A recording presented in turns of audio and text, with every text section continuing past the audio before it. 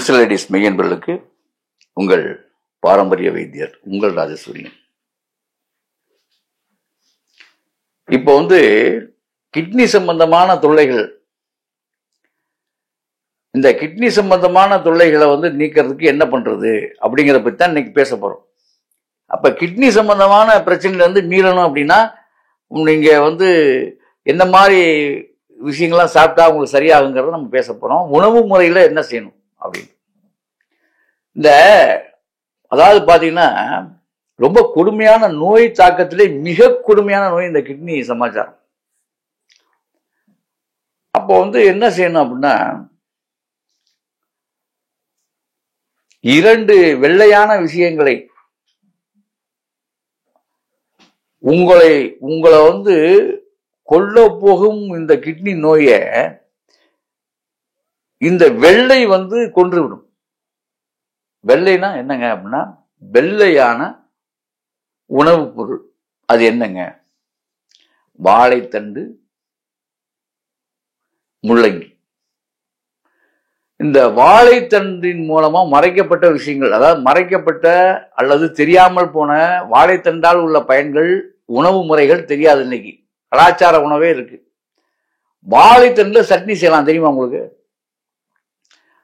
முள்ளங்கி சட்னி செய்யறாங்க எல்லாருமே. ஆனா வாழைத்தண்டு சட்னி யாரும் கேள்விப்பட்டிருக்க மாட்டீங்க. சேம் அதே தான். பருப்பு கூட்டி செய்யணும். வாழைத்தண்டு சட்னி மட்டும் வாழைத்தண்டு இளந்தண்டா எடுத்து அதோடைய அந்த இதெல்லாம் நீக்கிட்டு அழகா நீங்க அதெல்லாம் ஒண்ணுமே செய்ய வேணாம். அழகா அந்த வாழைத்தண்டை வேக வைத்து எடுத்துக்கலாம். வேக வச்சு அடிச்ச வாழைத்தண்டோட வேக வைத்த துவரம் பருப்பு கலந்து, அதுல கொஞ்சம் ரொம்பலாம் தேவையில்லை துவரம் பருப்புக்கு. அதாவது இந்த கிட்னிக்கு தேவையான விஷயத்த நான் சொல்றேன். துவரம் பருப்பு, புதினா, வேக வைத்த துவரம் பருப்பு, சற்று புதினா தலை, தேவையான அளவுக்கு அந்த புளிப்பு தேவைங்கிறதுக்காக சற்று புதினா தலை. ரொம்பலாம் அதிகமாக போடக்கூடாது. கிட்னி நோய்க்கு லேசா தான் போடணும் புதினா, இல்லாட்டி வாமிட் சென்ஸ் வந்துடும். இந்த வாழைத்தண்டு, சீரகம். சீரகம் ரொம்ப ரொம்ப முக்கியம். சீரகம் வறுத்த சீரகம் தான், வறுத்தது சீரகம். சீரகம் ரொம்ப முக்கியம். சீரகம். அப்புறம் கடலை பருப்பு கொஞ்சம் அழகா வறுத்தணும். வச்சு அரைச்சு அப்படி நாக்கில் வச்சு தொட்டு தின்னு பாருங்க. இதுக்கு அவ்வளவு சுவையாக இருக்கும். இதுல முக்கியமாக இதெல்லாம் சேர்க்கிறீங்களா, இதுக்கு ஈக்குவலா இதெல்லாம் சேர்ந்தா எவ்வளவு இடம் வருமோ அதுக்கு ஈக்குவலா சின்ன வெங்காயம் சேர்க்கணும். மறந்துடாதீங்க. சின்ன வெங்காயத்தை வணக்கி தான் சேர்க்கணும். வணக்கி சேர்த்து இந்த சட்னி அரைச்சிங்கன்னா அன்றைக்கு பூராமே இதை விட மாட்டீங்க. அது ஒரு ஆளே நிறைய சாப்பிட்டுருவீங்க. அந்த அளவுக்கு மிக சுவையாக இருக்கும் நண்பர்களே. விளையாட்டு இல்லை. இந்த வாழைத்தண்டு நான் சொல்ற மாதிரி வாழை தண்டுடைய சட்னியை நீங்க சாப்பிட்டு பாருங்க. இதனால என்ன தெரியுமா பயன்? இது சுவையாகவும் இருக்கும், சுருங்கி போன கிட்னியை விரிய வைக்கும். இதை தொடர்ந்து நீங்க எடுத்தீங்கன்னா சரியா. ஒண்ணு. இந்த பக்கம் முள்ளங்கி சேம் இதே மாதிரிதான். அதே மாதிரி பாசிப்பருப்பும் இதுல சேர்த்துக்கலாம். ஒரு நாளைக்கு பாசிப்பருப்பு சேர்த்தா அதோடைய சுவை ஒரு மாதிரி இருக்கும். இந்த பாசிப்பருப்போட துவரம்பு சுவை ரொம்ப பேருக்கு பிடிக்கும். பாசிப்பருப்பு சுவை பிடித்தா அதையும் சேர்த்துங்க, தப்பு இல்லை. வேக வச்சு நான் சொன்ன மாதிரி மெத்தட்ல சேர்த்துங்க. இந்த புதினா இலை லிமிட்டா சேர்க்கணும். அதை மட்டும் ஞாபகம் வச்சுக்கோங்க. புளிப்பு அதிகமா இருக்கக்கூடாது. கிட்னி பேருக்கு ரொம்ப கொஞ்சம் லேசா சேர்த்துக்கணும், அவ்வளவுதான். தக்காளி பயன்படுத்திக்கலாம். தக்காளி புளிப்பு ஓரளவுக்கு சரியா வரும். லிமிட்டா பயன்படுத்திங்க. ஏன்னா அந்த கிட்னி நோயாளிகளுக்கு தக்காளிங்கிறது சராசரி ஆட்கள் நல்லாவே வச்சு நல்லா வெளுத்து வாங்கலாம். இது அவ்வளோ ஒரு கிட்னியை சுகர் நோயாளிகள்லாம் இதை அவசியம் சாப்பிடணும். ஏன் தெரியுமா? உங்க கிட்னி உண்மையில் நீங்க நினைச்சுக்கிட்டீங்க கிட்னி நோயாளிக்கு தான் அப்படின்னு. உங்களுக்கு தான் பெரிய பாதிப்பு. சுகர் நோயாளிக்கு உண்மையாகவே ஆண்மையினுடைய நரம்புகள் பாதிக்கப்படும், கிட்னி நரம்புகளும் வலுவிழக்கும். இதெல்லாம் ஞாபகத்தில் வச்சுங்க. ஆக நம்ம அந்த அந்த இடத்துல நம்ம சிந்திக்க வேண்டிய விஷயம் இதெல்லாம். நீங்க தான் முக்கியமா இதை பார்த்து செய்யணும். இந்த மாதிரி தான் சாப்பிடணும். ஒண்ணு. அப்புறம் இந்த வாழைத்தண்டுல இன்னொரு விஷயம் இருக்கு. வாழைத்தண்டு ஜூஸ் சாப்பிடலாம். நீர்மோர் நல்லா நீர்மோர் அடிச்சு நீர்மோர்ல சீரகம் கலந்துக்கணும். நீர்மோரில் சீரகம். இந்த வாழைத்தண்டு நீர்மோர் ஊற்றி வாழைத்தண்டை ஜூஸா மாற்றணும். பச்சையாவே சொல்றேன். கிட்னிக்கு ரொம்ப ரொம்ப நல்லது. நீர்மோர், நல்லா சிலுப்புன வெண்ணெய் எடுத்த நீர்மோர்ல வாழைத்தண்டை வந்து பொடிச்சு போட்டு பச்சையாவே சொல்றேன். வணக்க வேண்டாமாங்க, பச்சையா நீங்க அடிங்க. யாருக்கு? மருந்தாக போயிடும். காலைல பெருமையத்துல சீரகம் கலந்துருங்க. சீரகம் கலந்து ரொம்பலாம் சேர்க்கக்கூடாது, லைட்டா உப்பு சேர்க்கணும், ரொம்பலாம் சேர்க்கக்கூடாது. இந்து உப்பு இருந்தா கொஞ்சம் சேர்த்துக்குங்க. சேர்த்து இதை வந்து உட்கார்ந்து எச்சில் முழுங்கி கொப்பிளிச்சு நீங்க குடிங்க. காலை மதியம் மாலை 3 வேளை குடிங்க. இழந்த கிட்னி பெறுகின்ற, அதாவது கிட்னிக்கு ரொம்ப நல்லது. இந்த மருந்து ரொம்ப அற்புதம். என்னது?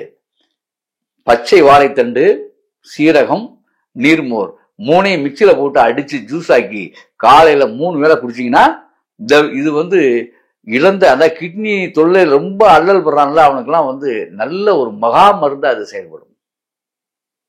இதுதான் மிக முக்கியமானது. சரியா? அப்புறம் இதை விட இன்னொரு விஷயம் இருக்கு. இந்த வாழைத்தண்டுல தினமும் வாழைத்தண்டு சாறு எடுக்கணும். வாழைத்தண்டு சாறு இருக்குல்ல, வாழைத்தண்டு சாறு வந்து ரொம்பலாம் தேவையில்லைங்க. 50 மில்லி சாறு அல்லது 100 ml போதும். 100 ml வந்து எருக்கம்பூ இருக்குல்ல, எருக்கம்பூவை வந்து 3 பூ தான், பச்சை பூ தான், எல்லாமே பச்சை தான். நல்ல நெய்ய நசுக்கி போட்டு அதோட நல்லா மென்னு குடிச்சிட்டு அந்த சாரை நீங்க காலைல குடிச்சிட்டா, இது மாதிரி காலைல பெருவயத்துல குடிக்கணும், சாயங்காலம் 6 மணிக்கு இருக்கா குடிக்கணும். இது மாதிரி 3 நாளை குடிச்சிட்டு வாங்க. ஆட்டோமேட்டிக்கா கிட்னி, சுருங்கிய கிட்னி விரியும். மகா மருந்து இதெல்லாம். அதே மாதிரி இந்த வாழைத்தண்டு இருக்குல்ல, வாழைத்தண்டுல நான் சராசரி ஆளு சொல்றேன், இது வந்து கிட்னி ஆளு சொல்ல, சராசரி மக்களுக்கு, வளரக்கூடிய பிள்ளைகளுக்கு இதுக்கெல்லாம் ரொம்ப நல்லது. நாட்டு சக்கரை இல்ல கருப்பட்டி பாகு இந்த மாதிரி எடுத்துக்கணும். நான் சொல்ல சுத்தமான தூய்மையான இதை சொன்னேன். இல்ல நாட்டு வெள்ளம்னா நீங்க பார்த்த மண்டை வெள்ளத்தை வாங்கி போட்டக்கூடாது. நாட்டு வெள்ளம் பீரா இல்லை நல்ல நாட்டு சக்கரை இதை எடுத்து வச்சுக்கிட்டு இந்த பாசிப்பருப்பை நல்லா பாசிப்பருப்பு வேக வச்சிடணும். நல்லா பாசிப்பருப்பு வேக வச்சிடணும். சம அளவு ஒரு 200 கிராம் பாசிப்பருப்புனா 300 கிராம் வாழைத்தண்டு இருக்கணும். 400 கிராம் கூட எடுத்துங்க, தப்பு இல்லை. 400 கிராம் வாழைத்தண்டு எடுத்துக்கலாம். எடுத்துட்டு இந்த வாழைத்தண்டை நல்லா அரைச்சணும், மைய அரைச்சணும். எப்படி? மைய நல்லா அரைச்சு ஜூஸ் ஆக்கி எடுத்தணும், வாழைத்தண்டு ஜூஸ் எடுத்தணும்.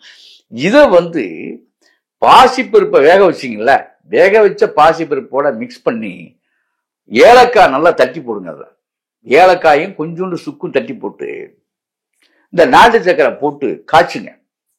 அதை விட அற்புதமான பாயாசம் உலகத்திலே கிடையாது. இது வந்து வாழைத்தண்டு பாயாசம் அப்படிங்கிறத, வாழைத்தண்டு பாயாசம் இது வரைக்கும் நீங்க சாப்பிட்டுருக்க மாட்டீங்க. இன்றைக்கு நம்முடைய பிசுவேடி சேனல்ல சொல்றேன், இதை நீங்க சாப்பிட்டு பாருங்க, விட மாட்டீங்க. இதெல்லாம் உடல் நலத்துக்கு நல்லது. நான் விளையாட்டா ஏதோ பந்தாவுக்கு சொல்லிட்டு போல, இதெல்லாம் உடலுக்கு நல்லது. மேலும் அதாவது இப்போ நம்முடைய கிட்னி எப்போதுமே சிறப்பா சுருங்கி விரியறதுக்கு ரொம்ப அற்புதமான ஒரு தன்மையா இருக்கும். கிட்னி வந்து சுருங்கி போகாம இருக்க ரொம்ப நல்லா இருக்கும். சுருங்கிய கிட்னிக்கு விடை கொடுக்கும். ஏதாவது ஒரு வேலைக்கு ஒரு 1/2 டம்ளர் இந்த கிட்னி நோயாளிகளுக்கு கொஞ்சம் கொடுக்கலாம், தப்பு இல்லை. ஆனா தொடர்ந்து அவங்க சாப்பிடக்கூடாது. இந்த சராசரி ஆட்கள் நல்லா சாப்பிடலாம். வாழைத்தண்டு பாயாசம், ஒரு பாயாசத்துக்கு போடுற பூராமே அதில் நீங்க ஜாயின் பண்ணிக்கலாம். நெய்யை மட்டும் சேர்க்கக்கூடாது. ஆமா, அதான் முக்கியம். ரைட்டு. வாழைத்தண்டு சேர்க்கும் போது நெய் சேரக்கூடாது. அது மட்டும் மரத்தில் வச்சுங்க. பாயாசத்துக்கு மற்றதெல்லாம் போட்டுங்க, அவ்வளவுதான். ஆக இந்த மாதிரி வந்து இந்த வாழைத்தண்டுல இந்த மாதிரி சில விஷயங்கள்லாம் பண்ணலாம். அதே மாதிரி இந்த வாழைத்தண்டு இருக்குல்ல, இந்த வாழைத்தண்டு மரத்துல வந்து எல்லாருமே எடுப்பாங்க. இந்த வேர்ல போயிட்டு உட்காந்து வாழை மரத்துல இந்த கிழங்க நோண்டி அப்படியே குழியா வச்சுட்டாங்கன்னா காலையில பார்த்தா அவ்வளவு தண்ணி நிற்காதுல. அதை எடுத்து குடிக்கிற வழக்கமும் இருக்கு. இது ஒரு வழக்கம் இருக்கு. இப்படியும் நீங்க செய்யலாம். மரம் வந்து கிடைக்கல அப்படின்னு சொல்றவங்க வாழைத்தண்டே போதும். இந்த வாழைத்தண்டை வந்து சோறு பொங்குறீங்க இல்லையா, இந்த கிட்னி நோயாளிகள் பூராமே சோறு அரிசி போடும் போதே அரிசிக்கு கூட வாழைத்தண்டையும் உள்ள போட்டுருணும். அதோட சேர்த்து அது பச்சரிசியா இருக்கணும். அந்த பச்சரிசியில அந்த வாழைத்தண்டையும் போட்டு நல்ல சீரகமும் போட்டு ஒன்னா காய்ச்சிடணும். இது வாழைத்தண்டு சமையல்னே சொல்லலாம். சீரகமும் போட்டணும். சீரகம் போட்டு நல்லெண்ணெய் போட்டு நீங்க வந்து இதை வதக்கி சாப்பிடும்போது அவ்வளவு சுவையா இருக்கும். இதுல வந்து தேவைன்னா நீங்க ஏதாவது ஒரு சட்னி தயார் பண்ணிக்கலாம், அதாவது தொட்டுக்கிறதுக்கு துவையல் மாதிரி எதுவும் பண்ணிக்கலாம். ஆக இது வந்து இந்த கிட்னி நோயாளிகளுக்கு சிறந்த உணவு. அந்த சுவைக்கு தான் நல்லெண்ணெய் சேர்த்துக்க சொல்றேன் நான். லேசா உப்பு போட்டு நீங்க சாப்பிட்டீங்கன்னா அவ்வளவு சுவையா இருக்கும். ஆகவே அன்பர்களே, இந்த கிட்னியை வலுப்படுத்த ஒரு அற்புதமான இந்த வாழைத்தண்டு சாறு சொல்றேன். அதே மாதிரி முள்ளங்கியை நீங்க பயன்படுத்துறது அந்த ஒரு விஷயத்துல பயன்படுத்தலாம். முள்ளங்கி சாறும் இதற்கு உகந்ததுதான். ஆனா முள்ளங்கியை நீங்க பயன்படுத்தும் போது தக்காளி இல்லாமல் முள்ளங்கியை பயன்படுத்தவே கூடாது. தக்காளி முள்ளங்கியும் சேரும் பொழுதுதான் சுவை ஏற்படும். தக்காளி முள்ளங்கி அவ்வளவு ஒரு மிக அற்புதமானது. இதே சட்னிகளை வந்து முள்ளங்கியை வச்சு நீங்க பயன்படுத்தலாம். முள்ளங்கி சாதமும் நீங்க பண்ணலாம். முள்ளங்கி சாதம் மிக மிக அற்புதமானது.